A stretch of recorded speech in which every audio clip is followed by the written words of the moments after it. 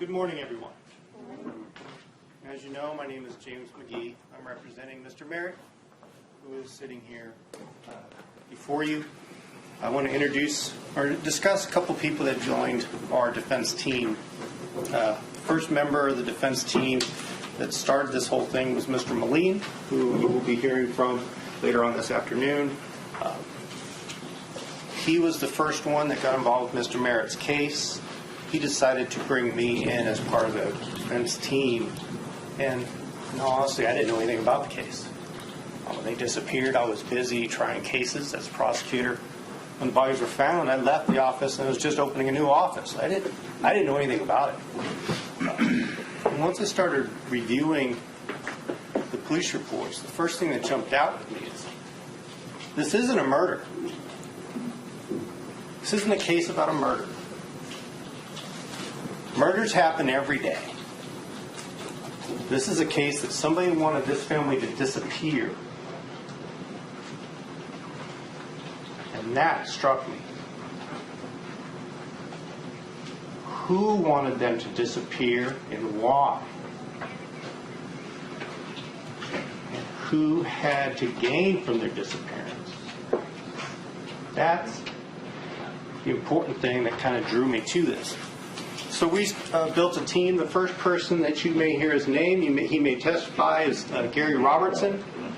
He was our investigator on this case, 34 years with San Bernardino San Bernardino City Police, 20 years as a homicide detective or sergeant of that team, investigated well over 500 homicides. We also brought in Suzanne Sudaley, who is seated with Mr. Merritt. She's 27 years as a private investigator, involved in at least 24 death penalty cases in a serious manner. She had minor interactions with other ones, but that's what she does. We saw there's a lot of information about the crime scene, so we wanted to get the person that we knew about crime scenes. So we got Randolph Beasley involved. He has spent 30 years with the San Bernardino Sheriff's Department as a crime scene specialist, a trainer for many of the people who you hear testify in this trial.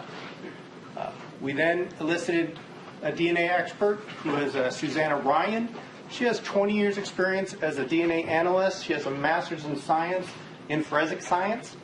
She will be offering her opinion on different parts of the DNA. She will be explaining the DNA process to you. She made some observations which helped in our direction for our investigation into what really happened. We have a Vlad Janovic, who is our cell tower expert. We wanted somebody that knew cells, knew cell networks.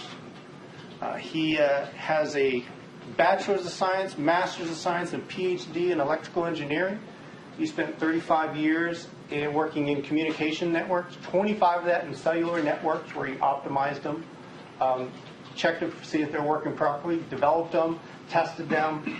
He knows the towers and how they work and what they can tell you. We next knew this was a financial case. So we contacted Dennis Sjogren, who's a forensic accountant.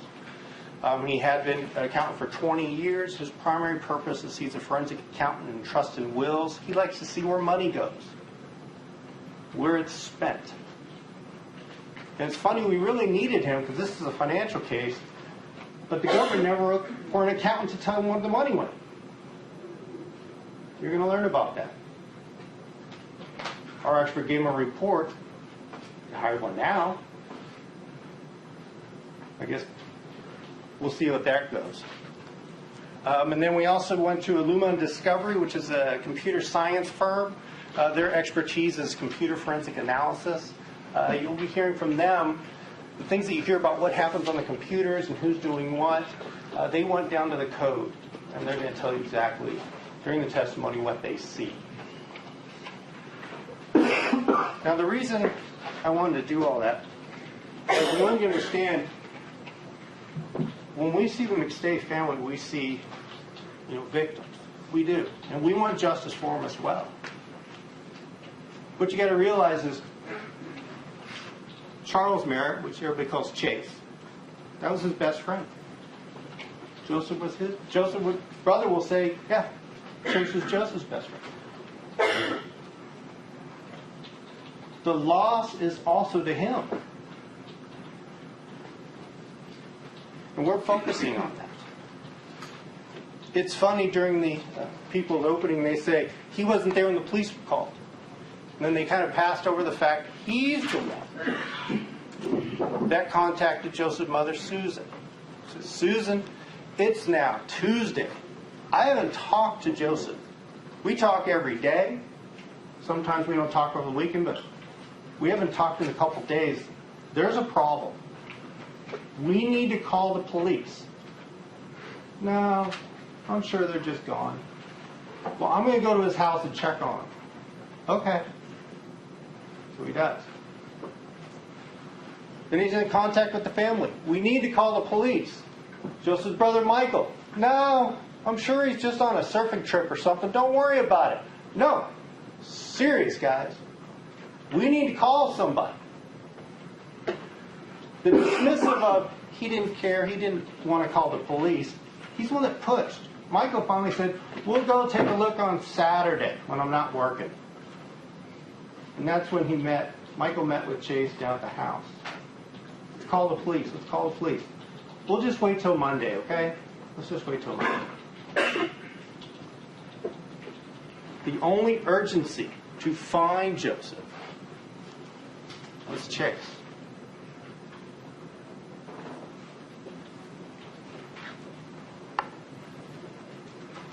Another thing that I saw in the presentation you saw this morning is the picking out of statements of Chase. Well, look how guilty he is. He's pointing out, you'd already referred to him in the past tense. That means he has to be guilty. He knows they're dead, right? Well, unfortunately, now we're going to have to give you that whole context of that statement. The whole context of that statement is Mr. Merritt decided to go down and talk to the police, and he was nervous because he had a felony warrant for him. And he says, do I go talk to them? They can arrest me right then for this warrant. I still want to know what's going on with Chase. And he said, I'm just going to come down. They said, we're not going to arrest you. Okay, good. Because you know what? Realistically, I got to go. I have to go. It's my best friend. If we find out that I didn't go down and my information could have saved their lives, I'll be killing myself and thinking, oh my God, that was my best friend. And I was too worried about my little crap to save him. That's what he said. When he's referred to him, he's thinking of introspectively. Every time he's referring to him in the past tense, the detective asks him a question in past tense. Tell me what they did in the past on this event. How did they react to this type of event? Well, this is what they did. This is how they work.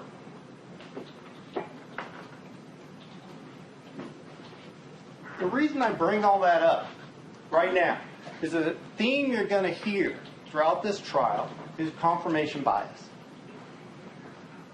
Confirmation bias. That's when you decide what conclusion you want and look for the facts that support it. And that's what this whole investigation is. We want Chase Merritt. So let's just twist our necks, do gymnastics with logic, and figure out how do we build a case against it. Let's put our blinders on and say, this is the answer that we want. What can we find? How can we look at this innocuous evidence and make it seem like he's guilty? That's what they did in San Bernardino. They predetermined he's the guy. And they didn't look at anything else. They stopped when they had other avenues to go. They didn't follow up. They didn't question witnesses that could have gave them information that pointed at other people. I'm going to go through some of the things that's a problem with their arguments. The weird thing is about this bias is the investigators, I don't know if they did it intentionally, but when they submitted their reports to the district attorney's office, they were incorrect. The facts were misrepresentations to make it look worse. So the DA, when reviewing it first chance and not really knowing the details, okay, this looks bad. When they're filing reports to the court and subpoenas, they're misstating facts. These are signed under penalty of perjury. But we got to get Chase. You're going to hear it through the trial. Example after example of this. Now the theories are that the McStay family was beaten to death on February 4th in their home with the use of a 3-pound sledgehammer that was found inside the graves. And they made it very clear nobody else was involved. We're extensive in our investigation. Nobody else was involved. And it happened in the home. They had a press conference saying Charles such. Chase Merritt was identified as the suspect responsible for the death of Joseph Summer. I'll play it again. Charles Chase Merritt was identified as the suspect responsible for the death of Joseph Summer, Gianni, and Joseph McStay. There's no information to suggest there were any other suspects involved in this crime. Chase Merritt was a business associate of Joseph McStay. The cause of death was determined to be blunt force trauma, and based on the entire investigation and the evidence obtained, investigators believe these murders occurred at their residence in Fallbrook.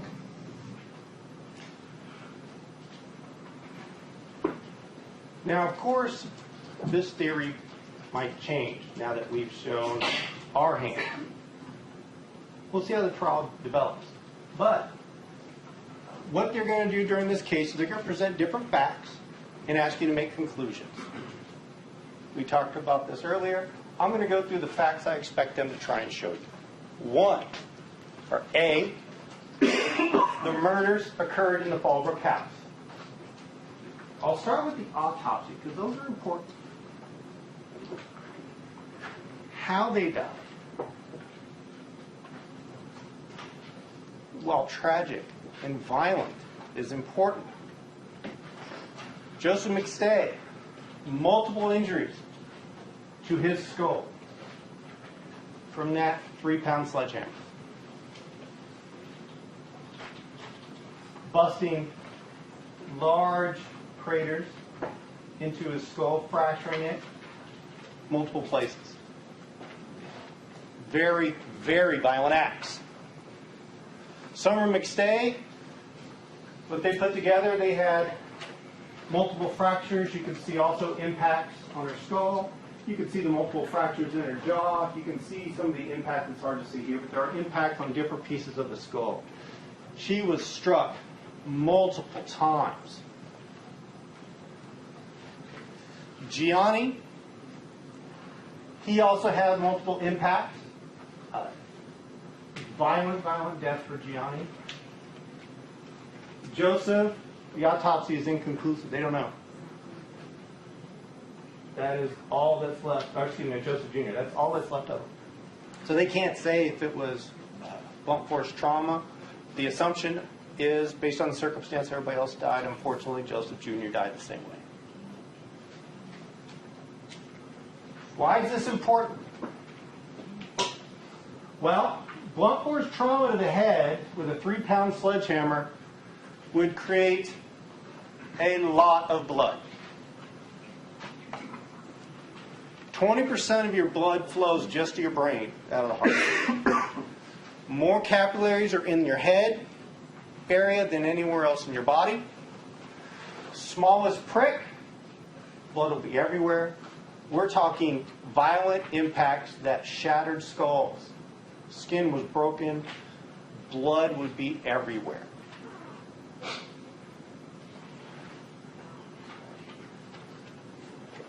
You will hear about impact spatter. If something strikes an object, it strikes it. If the 3-pound sledgehammer strikes somebody in the head, there's going to be an impact. That head starts bleeding and you hit that wet spot again, blood will spatter. It's like slapping your hand on a wet surface. It splashes around. You also hear about cast-off stains. Blood will get on that hammer, and when you're pulling it off, it'll go with it. And it just goes everywhere. Blood would be everywhere, wherever this murder occurred. And also, blood would be all over the person that did it.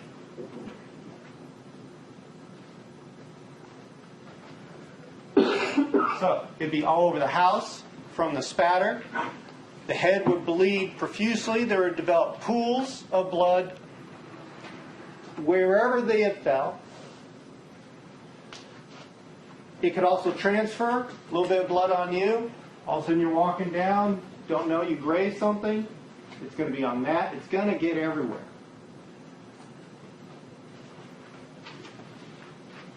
Like I said, the blood will also be over the perpetrator, over his clothes, hands, shoes from walking in this.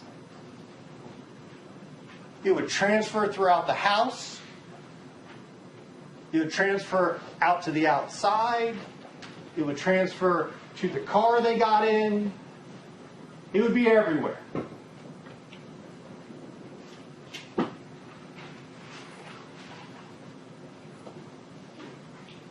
No blood was found in the residence. Not a drop. Not a trace. Not a speck. Detective Dugal from the homicide unit in the San Diego Sheriff's Department walked through that house and said, "This is not a crime scene. It did not happen here."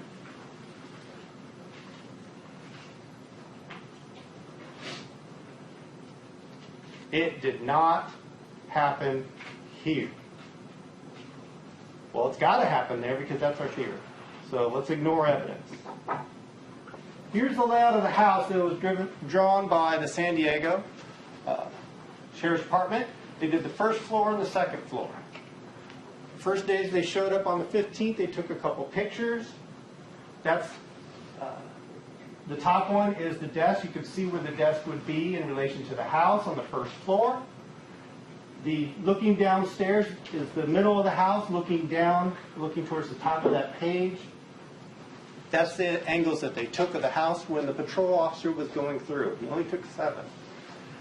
I'm going to zoom in on this one because, yes, there's paper here. There's the drawers that they were painting. There's plates and things here. There's a coffee mug here. Calculator, that's the patrol officer's clipboard. There's a little chair and table, and all these chairs have all this cloth all over it. Everything around has cloth. Blood spatter hits that cloth, it's going to stay everywhere. Again, not a drop. Upstairs, they took some pictures. As you can see, which part of the rooms they represent. Southeast bedroom, the southwest bedroom, the master bedroom, and the master bath. They looked throughout. They took pictures of everything. They looked through, did not see any blood. None on just the first quick pass. And there's plenty of things around, carpet in every room, clothes spread throughout that could catch it and hold it to be found. Also, the closet for the master bedroom, that was also had clothes all over. Nothing. What did they find, though, on the 15th? Well, in the kitchen, they found that coffee was made. A red coffee cup was on the table. Eggs were out on the counter. Popcorn was in the bowls on the futon. There's also fruit on the stairs and stuff like that. Cabinet drawers were all out. The newspapers on the floor. Clothes were spread out. No blood. So they said, you know what? We don't see anything. McStay family, Michael, you and your family can take over. He and their mother, Susan Blake, went in and started cleaning up a little bit. Nobody ever saw anything of blood.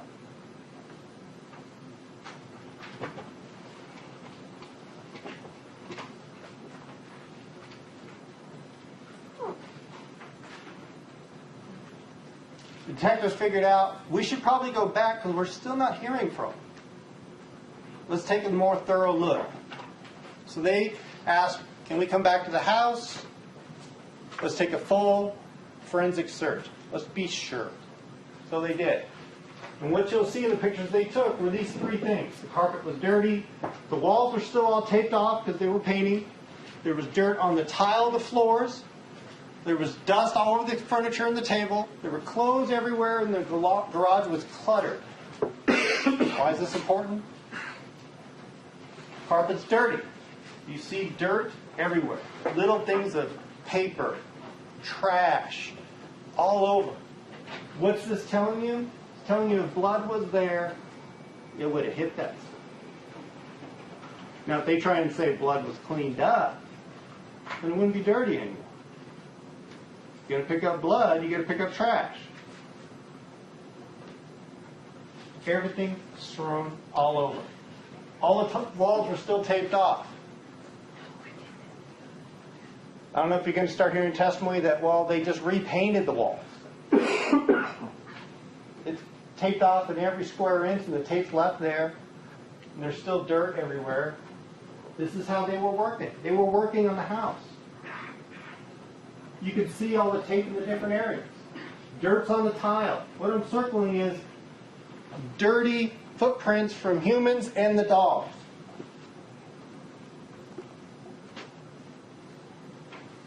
On the right side, the needles from the Christmas tree that was already taken down. This house was not cleaned by anyone before the police came in. You have dirt in the floor of the bathrooms, the kitchen. It's everywhere. There's dirt on the tiles there. You can see it on the floor. Again, more dog stains, different parts of the house. It's everywhere.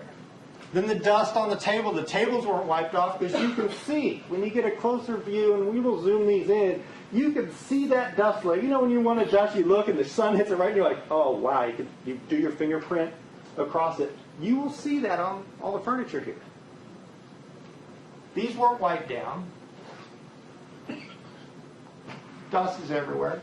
Clothes are everywhere. Blood could easily be found on any of this if it existed. In the garage. Let me interrupt you at this point. It's about 12 o'clock, so we'll go ahead and take our noon recess at this time till 1:30 this afternoon. Again, keep in mind you have permissions previously given to you not to form or express any opinions about the case, not to discuss the case, not to allow anyone to discuss the case with you, not to read anything about the case, not to access any media about the case, and we'll see everyone back at 1:30. All right, the record reflect we are back in session. Parties and counsel are present. All members of our jury and our alternates are present. And Mr. McGee, you may continue with your opening statement. Thank you, Your Honor.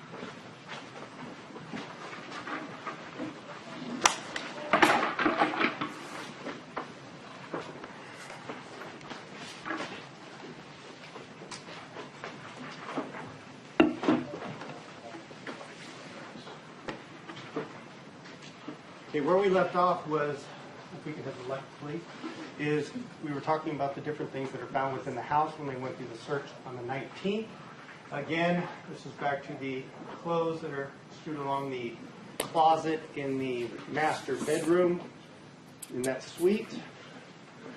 You will also see the items that are all over the floor outside that suite at the top of the stairs that we showed earlier in the diagram. Oh, wrong button. And we also have the garage. The garage is very cluttered. They're just moving into the house, as you will learn from the testimony. They don't have a lot of their things out of storage pods, but they did bring in things that they can live from.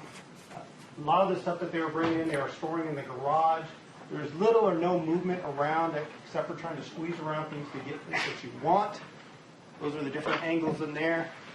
Clearly, if anybody's going to walk through there with any kind of bleeding corpse that would leave some kind of blood mark or brush or transfer onto something in the garage. Didn't find any of that. One of the arguments that may try and be presented is, well, then they threw cloth or plastic or something like that on the floor. That's why it's dirty, because they're painting. So when these people were killed, it all fell on that, on the drop cloth. Well, the problem is they weren't keeping the carpet or the tile downstairs, because they had already bought all the flooring that was in the front of the room. They were going to rip it all out, put that in. Why would you put a drop cloth down on anything you're going to rip out? Trip over it and everything else.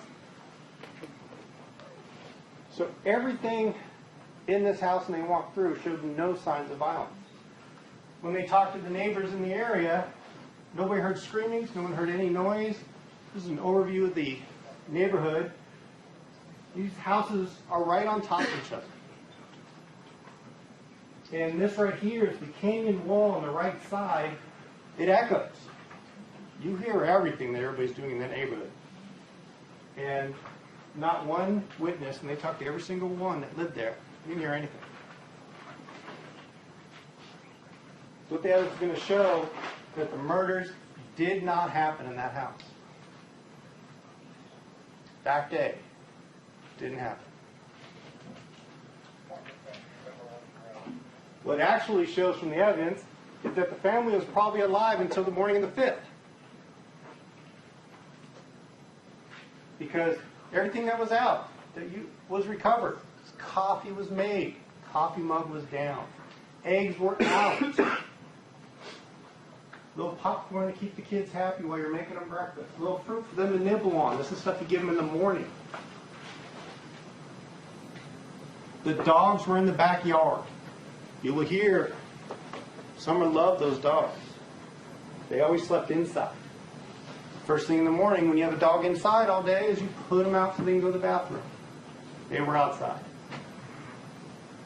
The clothes that they were all wearing, when their bodies were recovered, all indicate clothing you would sleep in and wake up to. This family was alive until the morning.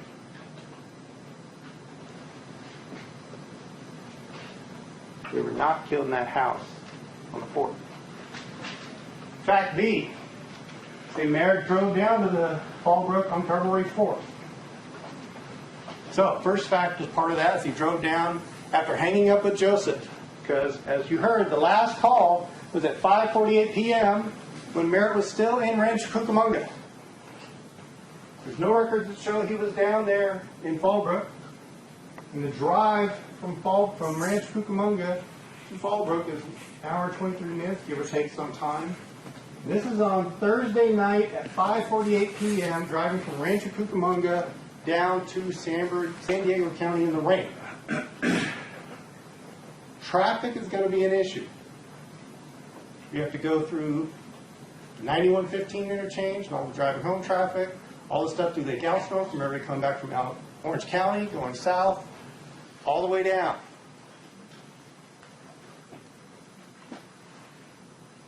And remember, Merritt had to be in that driveway before 7 p.m.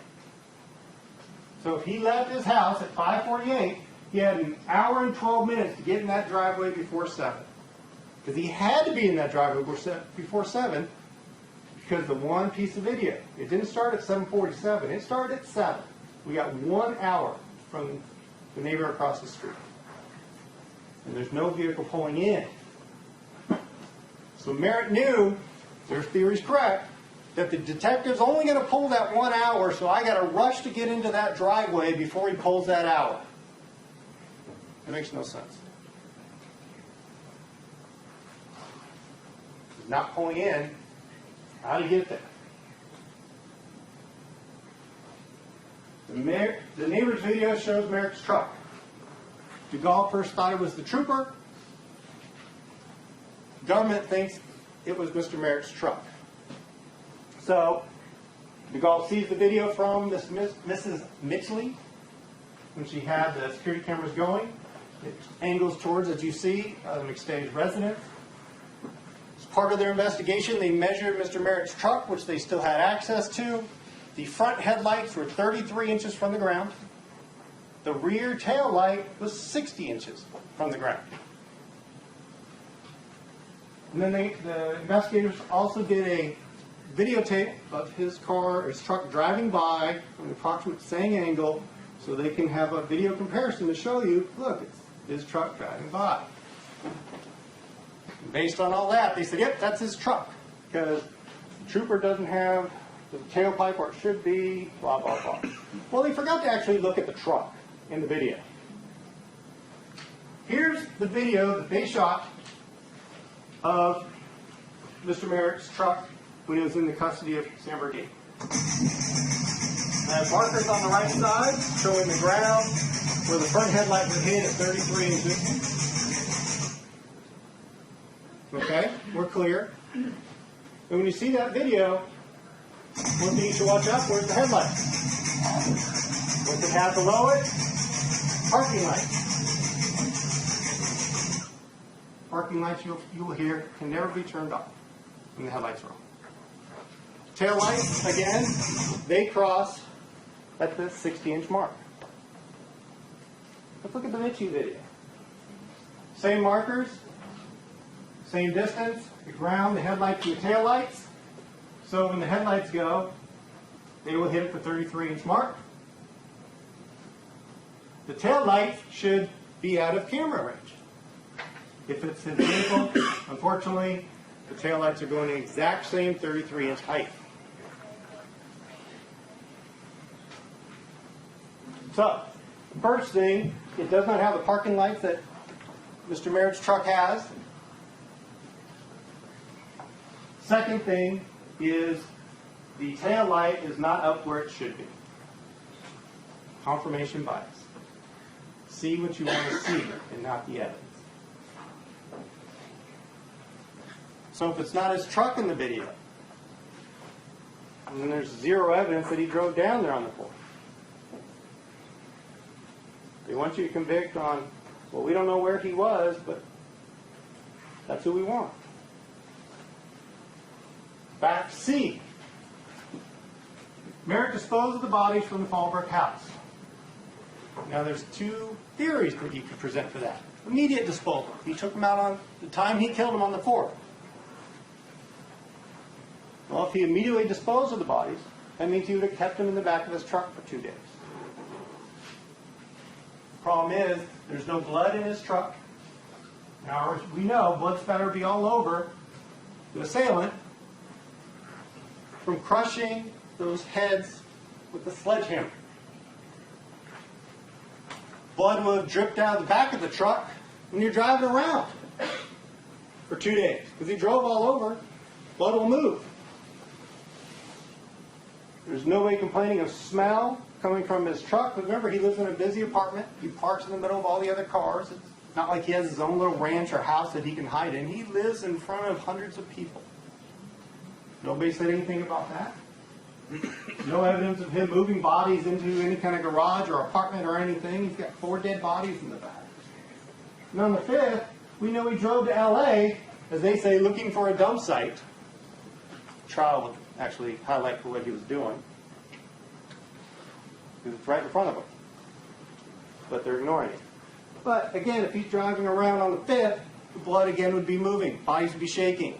Blood would be dripping out the back of this truck. When they looked at the truck and they had access to it, they did a thorough search, finding any speck of blood inside that cab, the floor, the seats, underneath, anywhere. Nothing. They checked both sides. There was nothing inside to show Merritt driving that truck had ever come in any contact with the blood that transferred inside there. Now the bed in the back, the large box. Funny thing is, the end of that bed, it has no lip. It is a straight drop off. It is a smooth, clean drop off. Nothing to catch blood from not rolling out.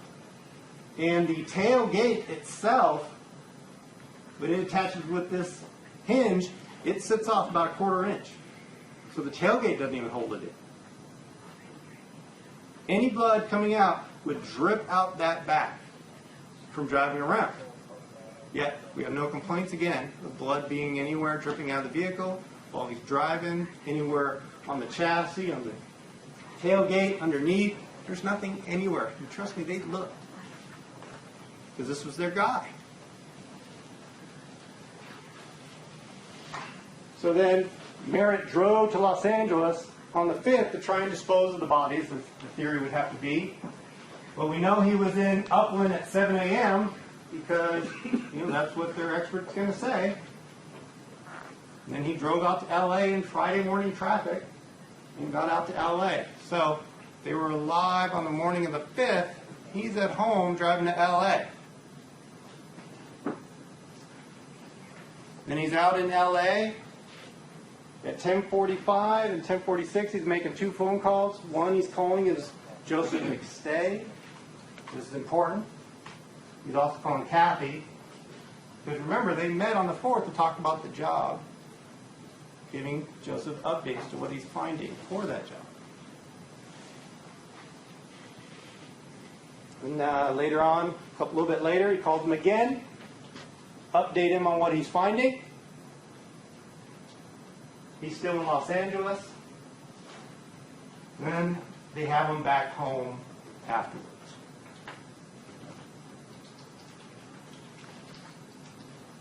And then he sits at home. You can see he's around his house for the remainder of the time. The other possible theory that people can go with, he was killed on the 4th, is a delay disposal. He would leave the house, the bodies in the house, until he can go back to pick them up and bury them later. Well, if you leave them in the house, something's going to happen. One, there's no evidence that he ever went back to the house. The bodies had such severe head trauma, they would just keep bleeding and bleeding and bleeding. So all the blood was out of the body. And they would leave large pools everywhere in the house, which again, you can't clean up from carpet. You can't clean up from the clothes.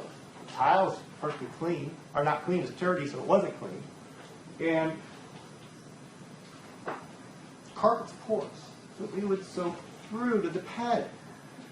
You'll hear the crime scene specialist that's always a common thing that they look for. Pull out the carpet, look at the pad. Lo and behold, look what we found. We know where the murder happened. Family pulled up all those bottom carpets, because you will see when they go through with San Bernardino in 2014, all that hardwood floor is put down. So, all the carpet and padding was pulled up. Everything was pulled up. Not one report of, oh, there's a blood stain here. My guys are going to look at it.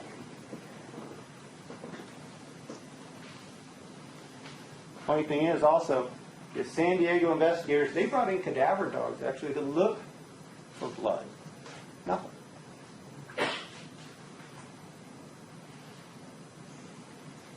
But for you to believe their story of their theory of the case, the family was killed in the house with no trace.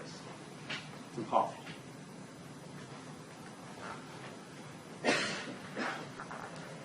Fact D, they say the grave sites provide evidence that the killing was in Fallbrook. And they say, well, Joseph was wrapped up in the futon cover. We heard that in the press releases. We heard that in the testimony. We see that in the reports. Now they're back to blankets.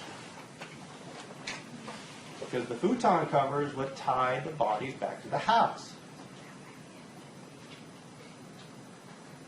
As we saw in the injuries, we're going to go through what we found in the grave site. In A, Joseph McStay was found with multiple skull fractures, fracture to his third left rib, incomplete fracture to his left tibia, mid-shaft, and the remains showed evidence of animal activity pulled up at his bodies. 80% of the body was recovered. The cause of death was multiple blunt trauma to the head. His condition, the investigators said that Joseph was wrapped up in the futon cover, tied him to the house. Red straps and white electrical cord were done around what was wrapped around Joseph's body to hold it all tight. And he was wearing, again, green t-shirt, white little shorts, and white socks, things he would sleep in. This is February. There's also vehicle keys found in his pocket, but they still, to this date, refuse to see if that key works on the truck. We've been asking for over a year. If those keys worked for that truck, how did the truck get anywhere unless Joseph drove it there? Still don't know. What are they hiding? Why aren't they looking? So Joseph was found, and he was brought to the coroner's office, showing the different things that are tied around him, the cables, showing after he's wrapped up, somebody's tying it around him. That's important. You see the red straps that were wrapped around Joseph. There's again the keys that were found in his pocket. And here's the futon cover to the blanket. Futon cover, very tight stitch, has a hex pattern to it, something that you can put on a piece of furniture so liquid doesn't go through. This, on the other hand, is a chevron stitch blanket. They finally gave up. Okay, we admit it's not the futon cover, it's a blanket, apparently. Well, if it's not the futon cover, then how do you tie the murder back to the house?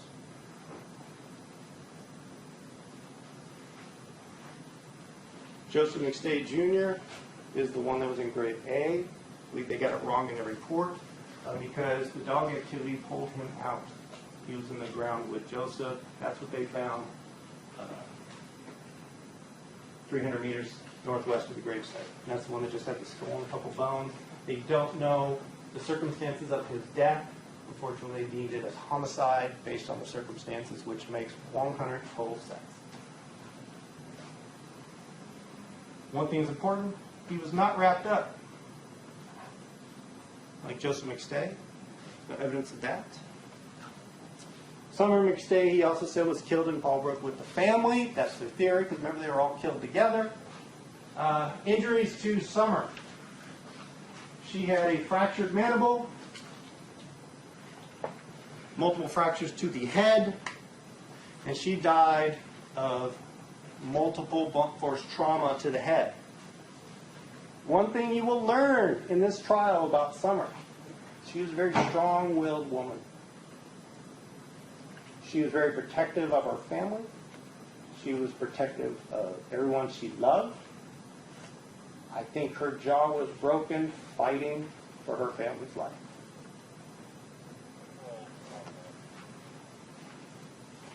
You will not hear any testimony that Chase, when he was saw by Susan Blake, had any mark consistent with her fighting Chase for her life.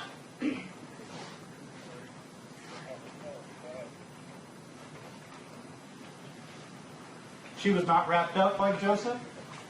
Again, her sweatpants and panties were not found on her body. They were pulled off together, intermixed. You know how you kind of pull them off and the legs kind of start coming through? That's how they were found next to her head in the gravesite. The bra strap and the left cup were inside the grave with her. The right cup was found outside. And between the two, it was cut.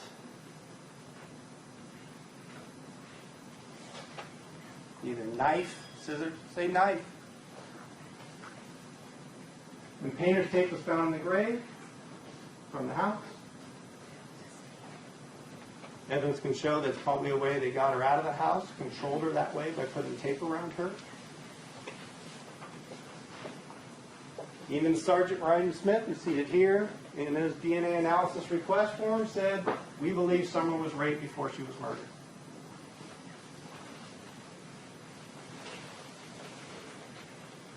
Here's the left bra cup.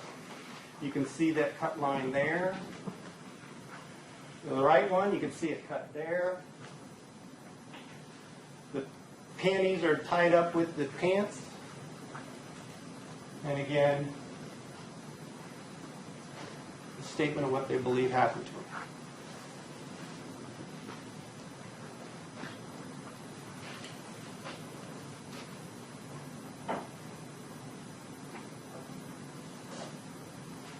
Gianni, He was victim of Summer and multiple skull fractures to his head, multiple blunt force trauma. He also was not wrapped up. He was wearing his little black pants and diaper and buried with his backpack he liked to carry around.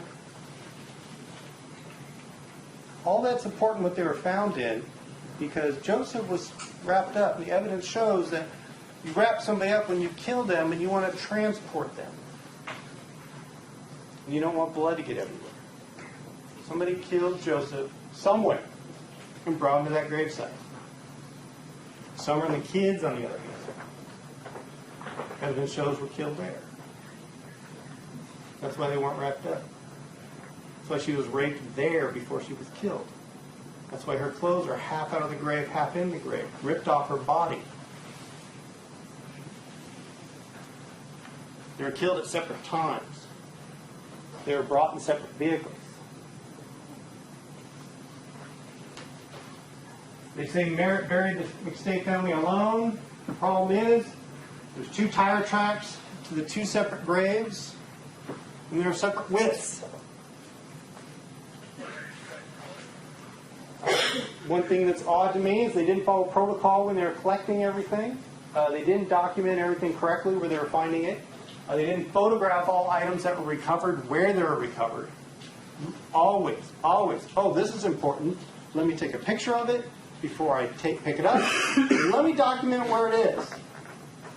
They had a fixed point that they marked between the 2 graves so they can measure the distances from each other for the graves, but when they start finding items, they just forgot about it.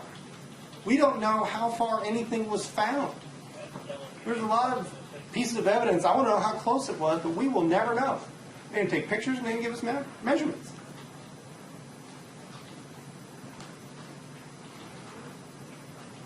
Defense trying to figure out what happened. We obtained a photograph that you will see from the San Bernardino County Department of Public Works, their surveyor unit. They fly planes over the county all year, every year. Lo and behold, on February 12th, they had flown over the graves. People didn't grab them. We did. What they show, fresh tire tracks. You can see the 2 graves there. You can kind of see the tracks driving into them. Just the 2 graves alone tell you it's 2 teams. If you're one person killing 4 people and you're going to bury them, you're going to dig 1 hole and put them all in. You're not going to dig 1 hole, put a couple in, move your car to dig another hole 20 feet away to dig another. That makes no sense. It's 2 teams that are far enough apart so they don't hit each other. They're working at the same time. If it's not chased by itself, then the theory's gone. But confirmation bias, let's ignore that fact. Let's ignore the logic that years of police experience should teach you. County photographs show you the 2 people there. The fact that he was wrapped up shows he was killed elsewhere. Keys in his pocket suggest a significant issue. Who drove it and when? Did Joseph drive it down to San Diego? And then was he taken from them? I don't know. The fact that some of the 2 kids weren't wrapped up, again, tells you they were killed at the gravesite. Her clothes were removed and discovered at the scene. The knife is there, cutting the bra apart. Sweatpants are off of her. They believe he was raped. Bra shows that she was raped at knife point. That means there's 2 murder weapons at the scene.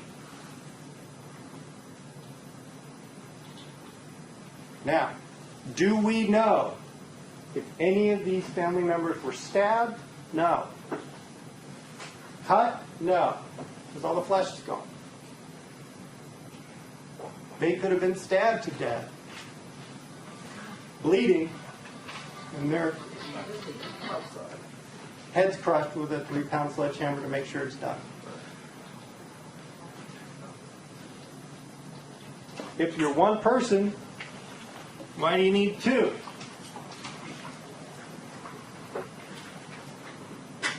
Also, the Victorville grave sites, they say show that Chase was involved because he's the only one that knows Victorville. I tell you, the place where that's located shows the person didn't know where they were. The grave site's the first geographical location that's undeveloped north of Fallbrook following the 15 freeway. First one. You're driving around, you're like, here's a spot. Let's just get off and get rid of these bodies here. The grave sites are only a quarter mile off the freeway. Quarter mile. And they were truly familiar with the area. They would have known they could have just drove up a little bit further and gone to this secluded area. So let's go with first showing you how it's the first undeveloped area. Here's Fallbrook, 15 north. Their house is right over here. You hit up to Marietta. Marietta goes to Lake Elsinore, all developed. Lake Elsinore goes up to Norco. Norco goes up to Mira Loma, which all the way goes to Rancho, Cajon Pass. Get to the Cajon Pass. Here's Victorville. Lo and behold, Victorville, first undeveloped area where they got off. And that's how close it is to the freeway. Right there. You didn't know where you were.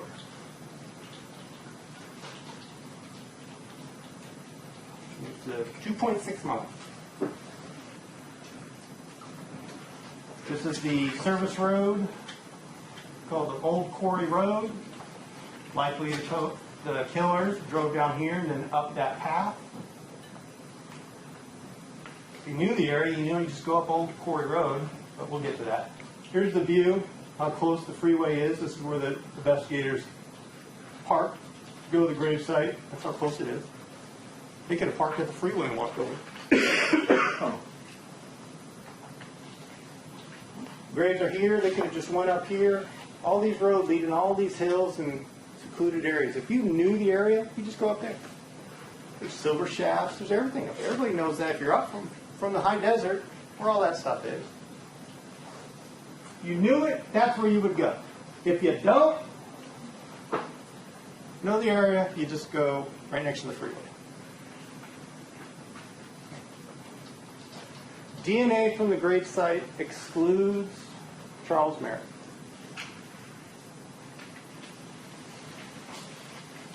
That's correct. Nobody knows this but us. That the DNA evidence found inside both graves. We found it.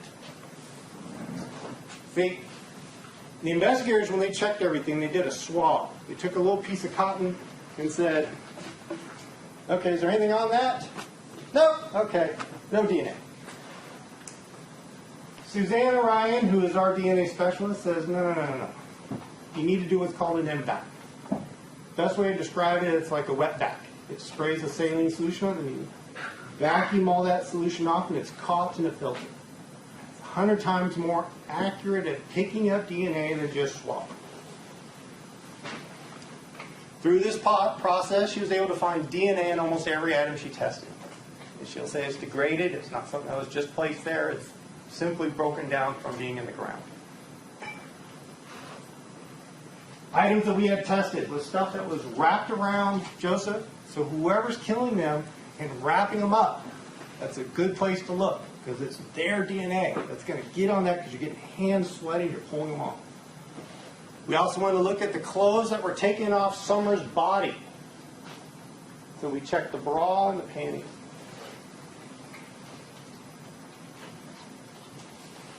And DNA was found on those items. It was a digital results was generated. Those digital results were sent to a company that does a computer software analysis. Preliminary computer analysis is all we have now. Final results are due in 2 days. But they have developed profiles on those 5 items. They say we should be able to develop profiles. There's 4 of them. They said they're of unknown subjects, meaning it's not the McStay family, it's not Charles Merritt.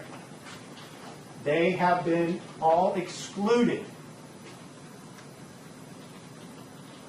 from the evidence inside the grave. So apparently, Chase killed this family, buried them, and put someone else's DNA on everything, and not his own.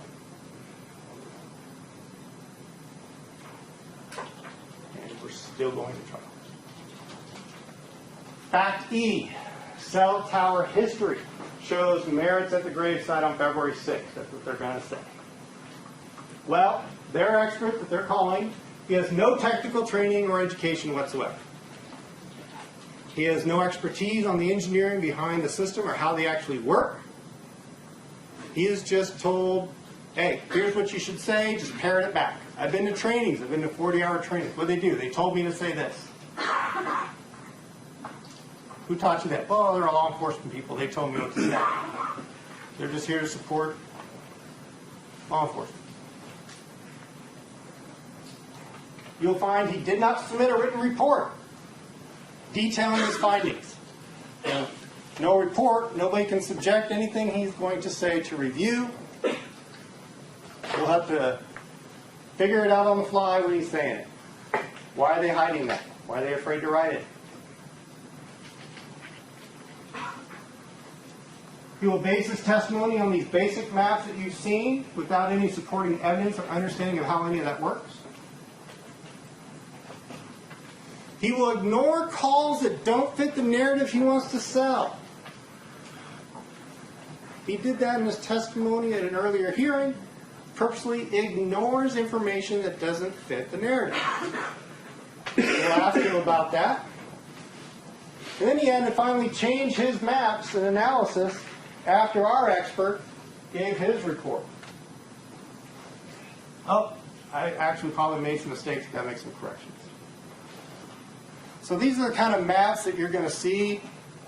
Oh, there's a tower here and calls are made to this area. Okay, what's that mean?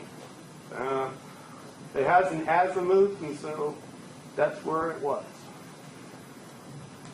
We'll draw a pie graph saying, oh, look, here's that azimuth, here's that one, that's the grave site, so clearly he did it.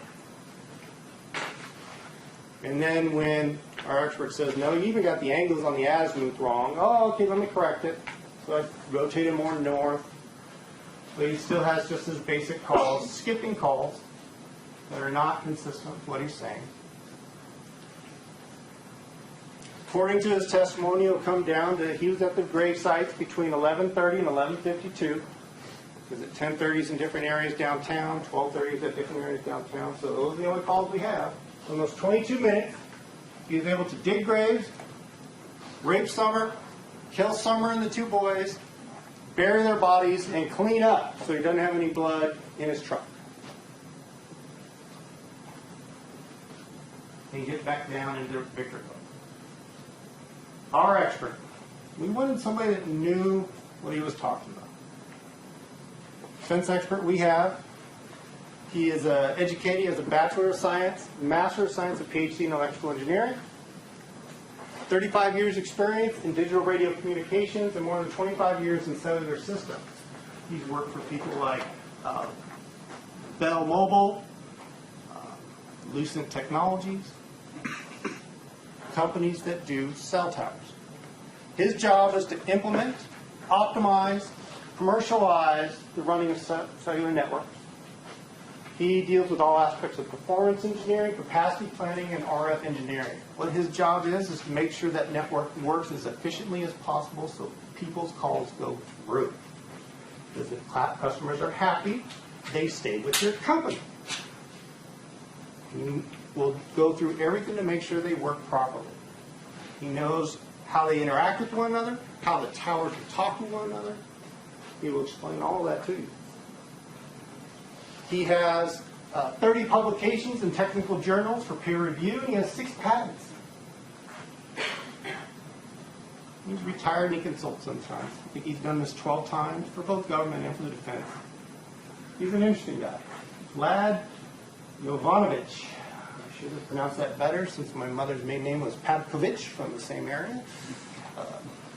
He wrote a 39-page report detailing the technology behind everything and the geolocation findings. Wasn't afraid of it. This is what I'm going to say. This is the technology. not hiding anything. Everything he covered in his report was how, just very basics of how you kind of use the propagation. He talked about directed retries and how those affect the cellular towers. Directed retry you'll hear is when you try to make a phone call and it doesn't connect right away, like why is he still dialing but it's not ringing? It's looking for a tower. So that's a sign that it's not grabbing the closest tower, it's reaching because it can't find where it needs to do. You'll find all during this time on the 6th, that's what Chase's phone was doing. You don't really know where it was. Target phone characteristics, he actually analyzed the phone in use, talked about what the problems with that phone is. He talked about the AT&T's network, because Chase had an AT&T phone and was working on their network. He talked about the performance problems that they had in 2009 and 2010, as he was in the industry and he knows all the publications on it. He'll talk about the other data sources that he received. That was from the phone companies we obtained for him. We asked for their maintenance records. We asked for their drive tests. We asked for all kinds of different details that you can put in your analysis so you can see actually what was going on. All this stuff, government didn't do. He analyzed the calls. He reached a conclusion. Then he attached a large appendix in the back saying this is where you can find all the stuff that I'm talking about to validate what I'm saying and tell me I'm wrong if I'm not. These are the maps he started producing. He used the call history with the drive test showing where towers can reach based on the phone company's own research. And then between the different towers on that phone call, if this one's going here and the end call is down here, where are there areas that both those towers reach? Downtown Victorville, not up here by the gravesite. He does it for other calls. There's towers here, towers across in Apple Valley. Again, downtown Victorville, where he says that's where the two links to those towers would be. He did different kind of analysis, again, showing the different contacts within cell towers.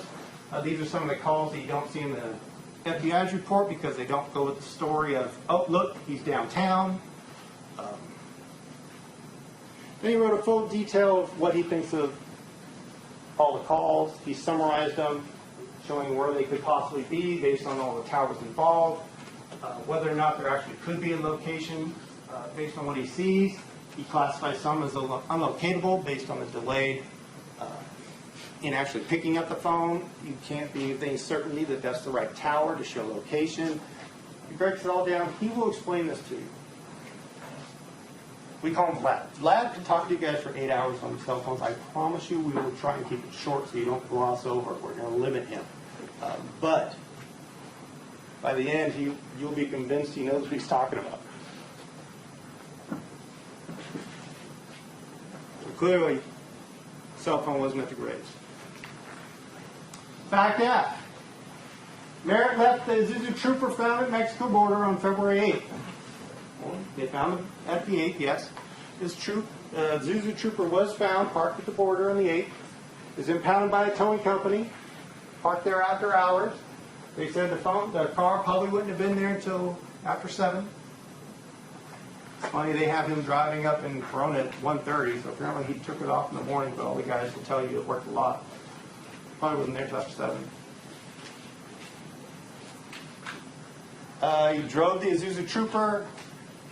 Well, one thing that's important. Joseph drove that Trooper when he met with Chase for lunch on the 4th. So Joseph, we know, was the last person to drive it, verified by seeing him on the 4th. And that was the last time anybody beyond his immediate family saw Joseph Chase, so he's the target. And we said, well, his DNA was found inside the Trooper. Right? So he had to have driven it. Well, there's also fingerprints found from inside the Trooper. They don't know who they belong to. Not Chase, it's not the family.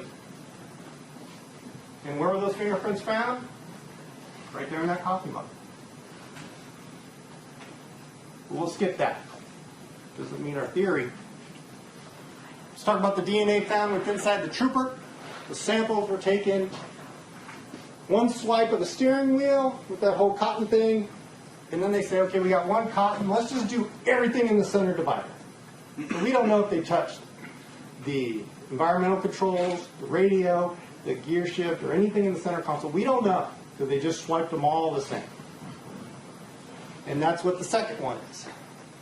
So, the steering wheel, a major contributor to this mixture of DNA. When they say contributors, when you have a DNA sample, if there's more than one possible profile within it, they will call them contributors. Now look at the strength of those signals, because each allele strength is high or low. They can read all that, and they say, well, the major one's the one where they have a real high concentration of DNA. Minor ones are lower, trace are just barely there. So on the steering wheel, Joseph's the major contributor. Makes sense, he drove the vehicle. Minor contributor is Chase Merritt. Trace contributor is Summer. Makes sense, I'm sure she's been in the car or touched Joseph before he threw it. DNA found on the driver controls, major contributor to Joseph, minor to Summer, and trace to Chase.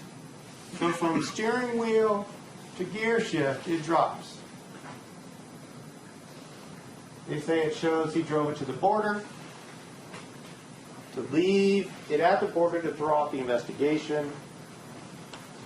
One thing that's interesting about this is there's no DNA elsewhere in the vehicle where you'd expect to find it.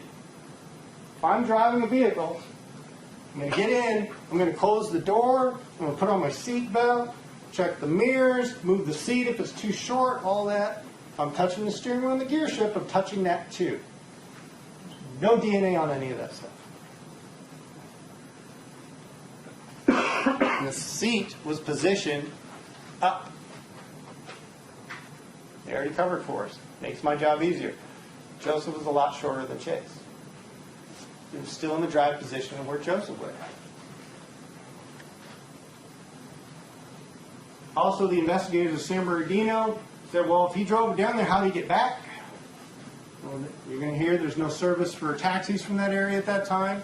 And there's no evidence in any way how Merritt would have got home after dropping off that vehicle. So he would have had to either drove his vehicle to the border, then got back to the trooper to drive it down and then drive home, or he'd have to drive the trooper down back to his vehicle. No evidence either way of how he got out of there. And there's no cell phone record showing that he was ever near the border.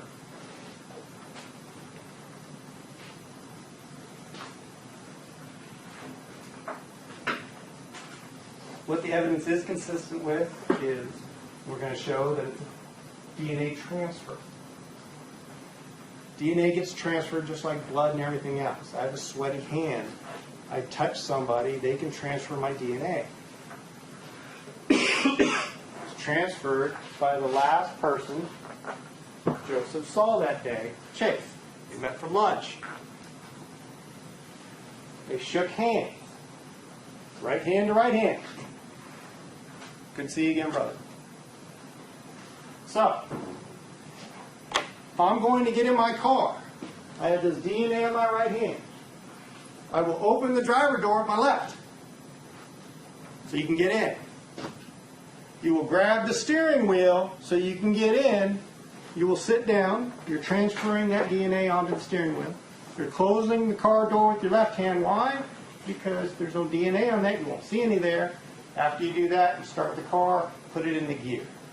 There's more DNA on the steering wheel than to the gear shift because it's been wearing off. It wore off onto the steering wheel. Now it's on that. Simple video to show what I mean. Handshake. Good to see you. Open the door with your left. Hand on the steering wheel to get in. Left hand close the door. You start up and go. Again, that shows the reduce in the DNA. Things are touched in the order you would have to when you're getting in a vehicle. And it doesn't matter if Joseph left or right-handed, because you're using whatever hands you have to at convenient, you're getting in a car. They can't prove you ever took the car down there. They haven't found a fact yet that they can prove. Merritt's motive was that he owed him money. says his motive was to kill because he owed Joseph money.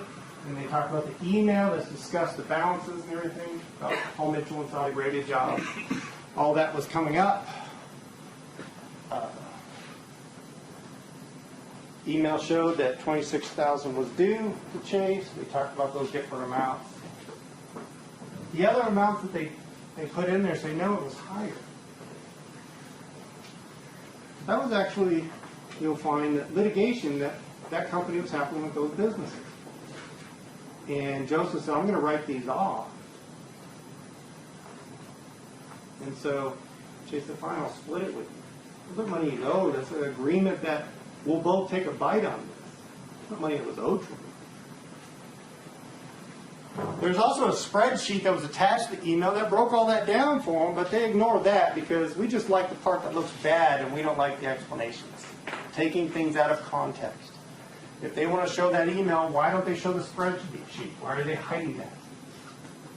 Shows everything was paid. In the end, the difference would be about $899.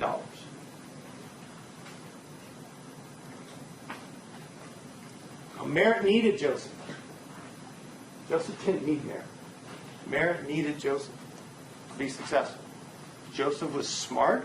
He was personal. He was a great salesman. He had a great company going. Chase struggled. Hooked up with Joseph. This was great for him. Joseph disappears.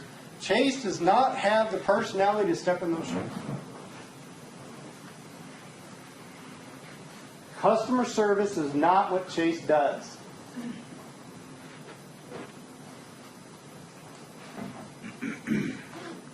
Remember, they're also best friends. There'll be no denying that. And also in the interview that Chase had with one of the detective boxers, they kind of went over. There's one section that's kind of important. When they talked about the money that's coming in, money's going to be great. Yes, I owed him some money, but we have $82,000 coming in on these jobs. Not to mention, we have another waterfall development coming with Mr. Clean. That's $18,000 a waterfall. That's 500 plus orders over the next 10 years if we do this whole franchise. That's $9 million over 10 years. That's coming down the pipe. I'm going to kill him over 30 grand or $900 when I have my share of $9 million coming? No.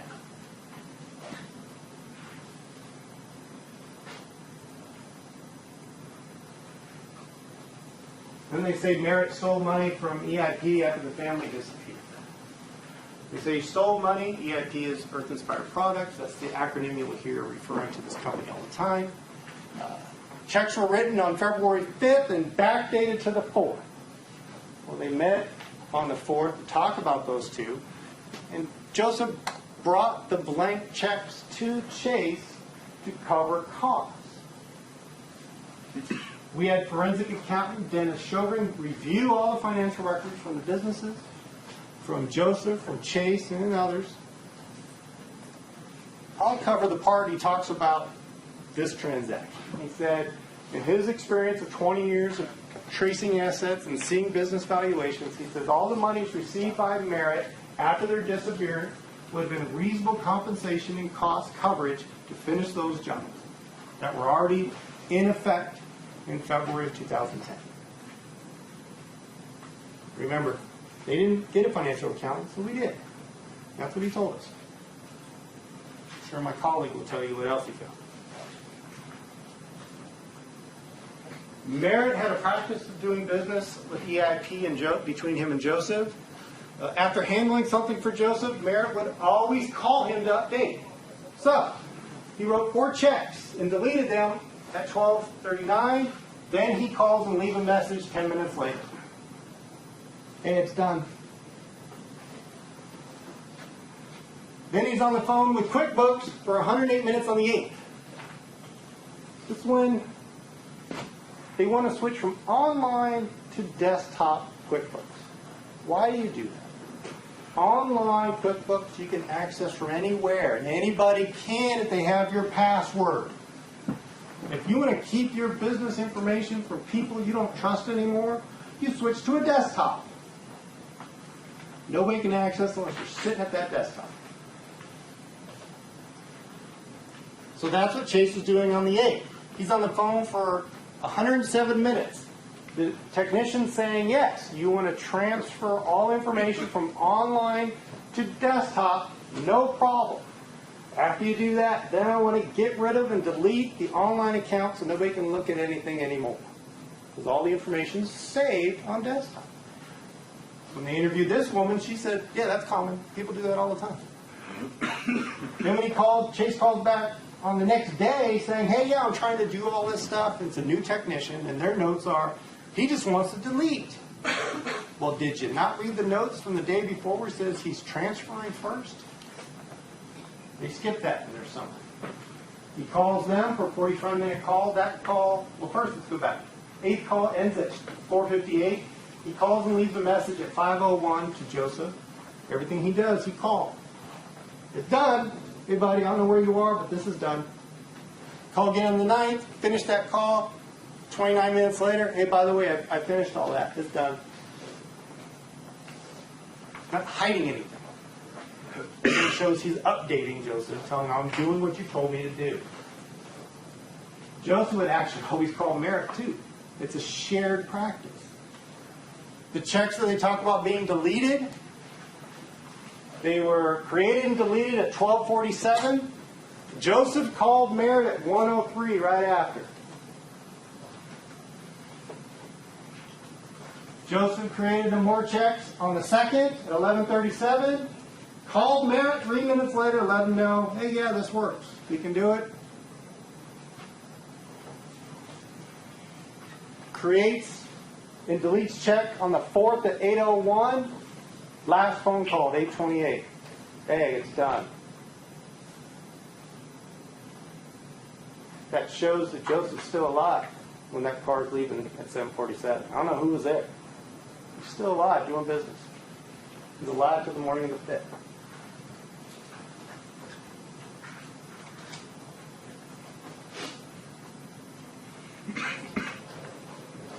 Everything about this case that they described for you, and there's going to be plenty more that we're going to be knocking down. This is just the basics. If I started talking for 2 days, the judge would probably have me arrested by the bailiff just to shut me up. But there is another theory that we're going to kind of touch on, and my colleague, Mr. Moline, I think is going to hit on that point. But like we said, don't believe everything you hear from a witness until we get to cross, because the picture looks a lot different when you actually get to have a little light shined on what they're trying to sell you. Yeah?